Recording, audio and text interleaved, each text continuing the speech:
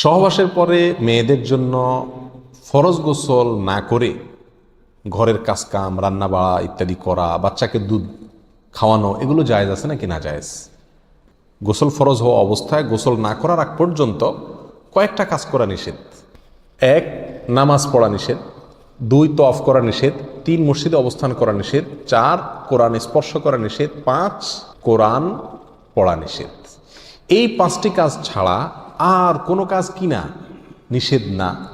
অতএব সহবাসের পরে কোনো মেয়ে, কোনো মহিলা তিনি যদি গোসল না করে, ফরজ গোসল না করে তিনি যদি কি করেন, গৃহস্থলীর কাজকাম করেন, রান্না বাড়া করেন, অন্য কাজকাম করেন, বাচ্চাকে দুধ খাওয়ান, এগুলো এই 5টি নিষিদ্ধ কাজের আওতায় যেহেতু নাই, অতএব সেটা জায়েজ আছে।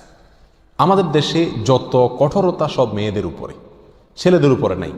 ছেলে গোসল ফরজ হয়েছে, 2-4 ঘন্টা শুয়ে রয়েছে বা এমনকি হাঁটাহাঁটি করছে, তাকে তেমন কেউ কিছু বলে না। সমস্ত চাপগুলা মেয়েদের উপরে। আর এই ফতোয়াগুলা মেয়েদের উপরে, ফতোয়াগুলা দেয়ও বেশিরভাগ মেয়েরাই। কথার কথা, ননদ আছে, শাশুড়ি আছে বা অন্য কেউ আছে বা জাল আছে, তো তারা খোঁচাইতে শুরু করে যে গোসল না করে বাচ্চাকে দুধ খাওয়াচ্ছে। কোনো বাচ্চা কাঁদতে কাঁদতে মরে যায় কিন্তু দুধ খাওয়ায় না, কেন? কারণ গোসল করে নাই। তো এগুলো না জানার কারণে হয়েছে। ফরজ গোসল না করে 5টি কাজ করা নিষেধ, এর বাইরে আর কোনো কাজ নিষিদ্ধ না। অতএব এমনকি আপনি রোজাও রাখতে পারেন, কি ফরজ গোসল না করে রাখতে পারেন বলতে সাহারি খেতে পারেন, সাহারি খেয়ে রোজা শুরু করতে পারেন। তাহলে আপনি বাচ্চাকে দুধ খাওয়াতে পারবেন না, কে বলেছে? বাসায় কাজ করতে পারবেন না, কে বলেছে? তবে হ্যাঁ, যদি আপনি ফরজ গোসল একটু দেরিতে করতে চান কোনো কারণে, তাহলে সেক্ষেত্রে অন্যান্য কাজকামের সুবিধার জন্য ওযু করে নেওয়া উত্তম। সহিহ মুসলিমের এক হাদিসে আসছে, নবী আলাইহিস সালাতু ওয়াস সালাম গোসল ফরজ হলে ওই অবস্থায় যদি কেউ ঘুমাইতে চায়, শুয়ে থাকতে চায় অথবা অন্য কোনো কাজ করতে চায়, তাহলে তাকে ওযু করে নেওয়ার পরামর্শ দিয়েছেন। অতএব ওযু করে নিয়ে এরপর অন্যান্য কাজ করা উত্তম। এর বাইরে ওযু ছাড়া যে সে কিছু করতে পারবে না, ব্যাপারটা এরকম না।